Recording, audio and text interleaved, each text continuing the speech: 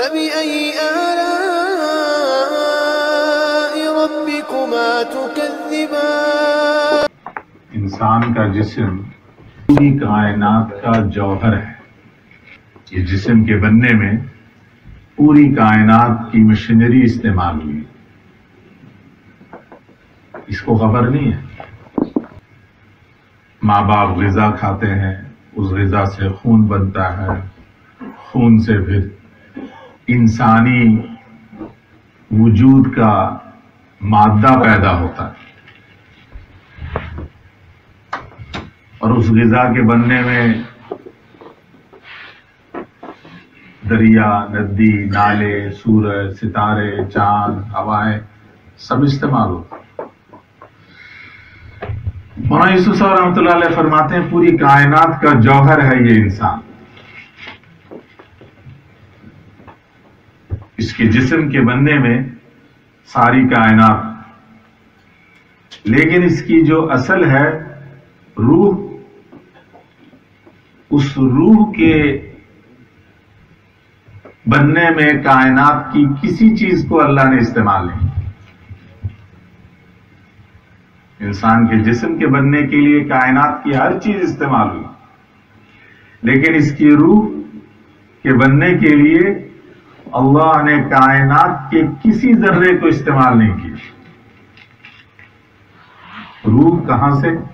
براہ راست اللہ کی ذات سے اس انسان کے اندر روح آ رہی ہے۔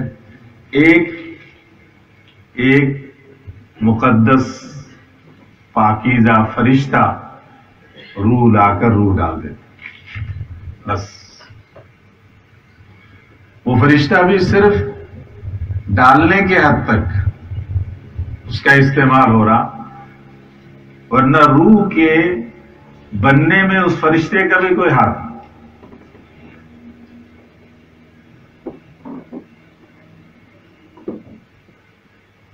آگے عجیب استدلال کرتے ہیں مولانا یوسف صاحب رحمۃ اللہ علیہ، فرماتے ہیں جب یہ وجود انسان، جس میں انسان کائنات کی ساری چیزوں کا سط ہے، جوہر ہے، تو یہ جسم کائنات کی ان چیزوں کو چاہتا ہے۔ پھل کو چاہے گا، روٹی کو چاہے گا، چاند کو چاہے گا، سورج کو چاہے گا۔ سورج کی تحقیق میں لگے ہوئے ہیں، کہاں سے کہ ناسا والے وہاں پہنچ رہے ہیں، یہ سارے جتنے جھمیلے دنیا کے ہیں، یہ سب اس جسم کے ان جھمیلوں سے بننے کے نتیجے میں یہ جسم انہی جھمیلوں میں لگا ہوا ہے، ساری دنیا اسی میں لگی ہوئی ہے۔ کیا ڈاکٹری، کیا انجینئرنگ، کیا اکنامکس والے، کیا فلاں والے، فلاں والے، فلاں والے، سب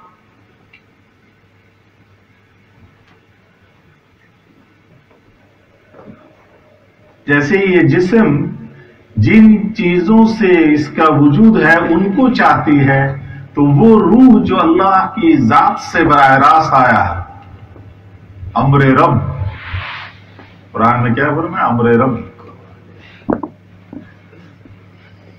میرے رب کا امر ہے، یہ روح اللہ کو چاہتی ہے۔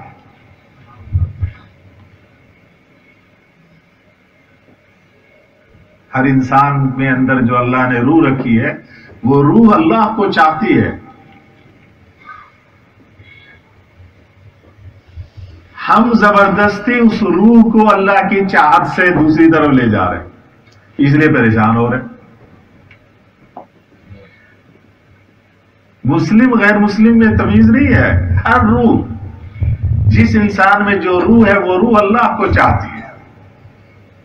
اسی لیے حدیث پاک میں کیا ہے؟ کل مولود یولد علی الفطرہ، ہر بچہ جو ہے وہ فطرت پہ پیدا ہوتا ہے، یعنی اسلام پہ پیدا ہوتا ہے۔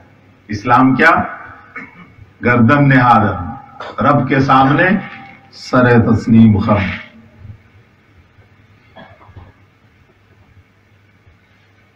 پوری زمین پہ جہاں جو بچہ پیدا ہو رہا ہے وہ فطرت اسلام پہ پیدا ہو رہا ہے۔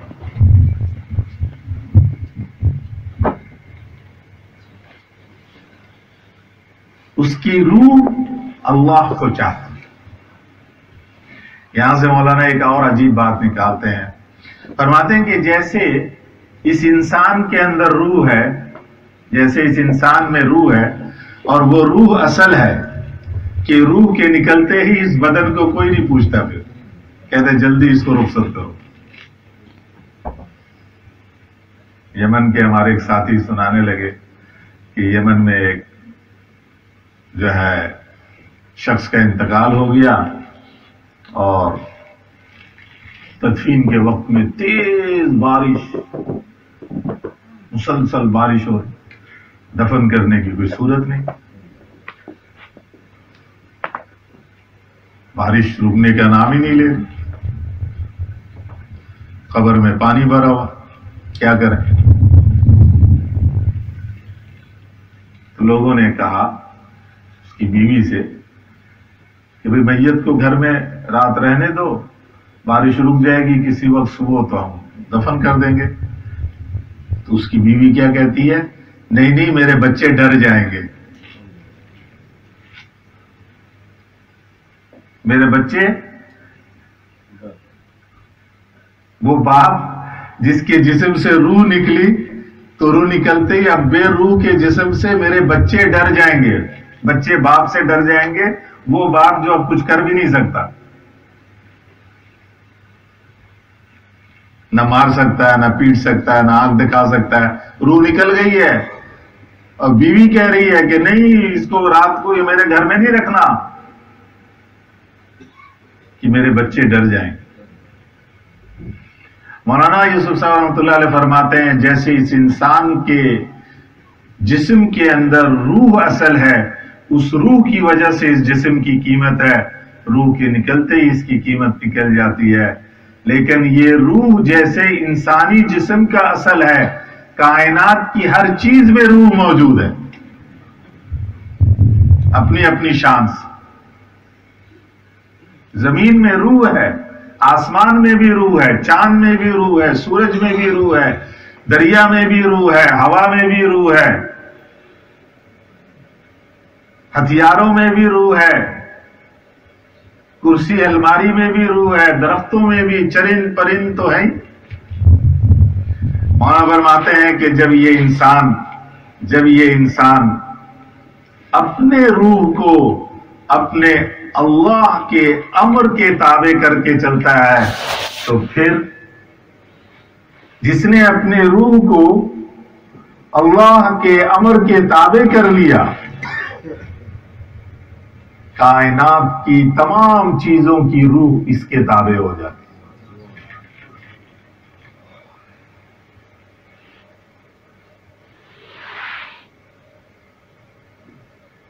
پھر کیا ہوگا؟ پھر چیزیں دوسروں کے پاس ہوں گی، ان کی روح ہمارے قبضے میں ہوگی۔ کیوں؟ ہم نے اپنے روح کو اللہ کے امر کے تابع کر لیا۔ جو اپنے روح کو اللہ کے احکام کے تابع کر کے چلے گا،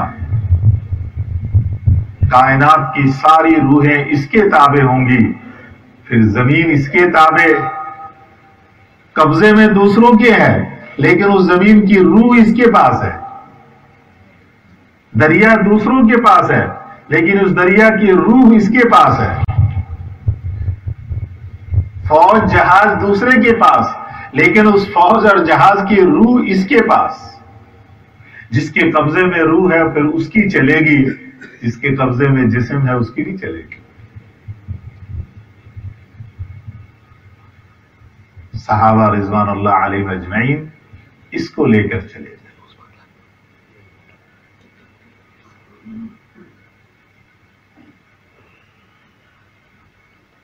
اس لیے افریقہ کے جنگل میں کھڑے ہو کر اعلان کر دیا، وہ جنگل کے درندوں، وہ سانپ بچھو، شیر چیتو، اب تمہارے رہنے کی جگہ نہیں ہے، اب محمد کے غلام یہاں رہیں گے صلی اللہ علیہ وسلم۔ آپ نہیں رہ سکتے، آپ کو یہاں سے نکلنا پڑے۔ 3 دن کے بعد اگر تم میں سے کسی کا نقصان ہوا تو ہمیں ملامت نہ کرنا۔ جنگل کا ہر درندہ، ہر موذی جانور، سانپ بچھو، کیڑے مکوڑے، یوں چلے جا رہے تھے جیسے زبان حال سے کہہ رہے چلو چلو. اب یہاں حضرت محمد صلی اللہ علیہ وسلم کے ماننے والے رہیں گے. کون؟ جنہوں نے اپنے روح کو اللہ کے امر کے تابع کیا ہوا ہے. اب وہ یہاں رہے. اب ہماری گنجائش نہیں ہے.